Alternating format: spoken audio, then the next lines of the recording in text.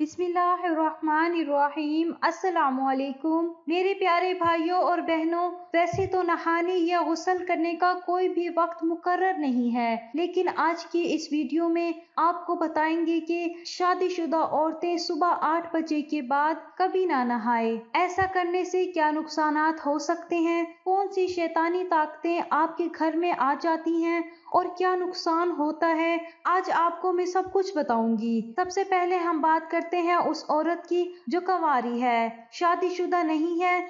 याद रखें, कंवारी लड़की कभी भी मंगल के दिन अपने बाल न धोए। ऐसा करने से उसके भाई पर मुसीबत आ सकती है जिसका आप अंदाजा भी नहीं लगा सकती। इसलिए जितना हो सके मंगल के दिन कंवारी लड़कियों को नहाना नहीं चाहिए, अपने बाल नहीं धोने चाहिए और ना ही अपने नाखून काटने चाहिए। शादीशुदा औरत को मंगल के दिन अपने बाल नहीं धोने चाहिए। अगर वो ऐसा कर लेती है तो उसके शौहर का बहुत नुकसान हो सकता है। मंगल से एक दिन पहले या बाद में नहा सकती है, लेकिन मंगल का दिन उसके लिए बहुत बुरा साबित हो सकता है। सबसे पहली बात याद रखें, कभी भी खाना खाने के बाद ना नहाएं, चाहे वो मर्द है या औरत। खाना खा लेने के फौरन बाद नहीं नहाना चाहिए। अगर आप कहीं सफर से आए हैं और आपको पसीना आया हुआ है तो ऐसी सूरत में भी नहाने से परहेज करना चाहिए। जब पसीना खुश्क हो जाए तो फिर नहा लेना चाहिए, वरना आपकी सेहत पर बहुत बुरा असर पड़ सकता है जिसका शायद आपको अंदाजा नहीं होगा। इसी तरह वो शादीशुदा औरतें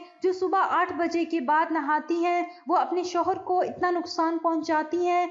अगर उनको मालूम हो जाए तो कभी भी सुबह 8 बजे के बाद नहीं नहाएंगी। जो औरतें सुस्ती करती हैं, सुबह 8 बजे नहाती हैं, ना तो उनका दिन अच्छा गुजरता है और ना शौहर का दिन अच्छा गुजरता है। अगर वो 8 बजे से पहले नहाती हैं, यानी सूरज निकलने से पहले ही नहा लेती हैं, तो उसके घर में खुशियां आ जाती हैं और बरकतें आ जाती हैं। सुबह 8 बजे के बाद नहाना आपके शौहर का कारोबार मुतासिर कर सकता है, शौहर को मुसीबत में डाल सकता है, उसकी कमाई पर बुरा असर डाल सकता है। सूरज निकलने से पहले नहाकर पाक साफ होकर अपने शौहर के लिए नाश्ता बनाएं, उसके कपड़े प्रेस करें, उसके लिए दुआ करें ताकि उसका दिन अच्छा गुजरे। जो औरतें रात को लेट सोती हैं और सुबह 8-9 बजे उठती हैं, कुछ तो 12-1 बजे दिन को उठती हैं और फिर नहाती हैं, याद रखिए वो शादीशुदा औरतें अपना घर बेबरकती की तरफ ले जा रही होती हैं। उस घर में कभी बरकत नहीं आती, क्योंकि ये सिर्फ औरतों के लिए आपको बताया जा रहा है।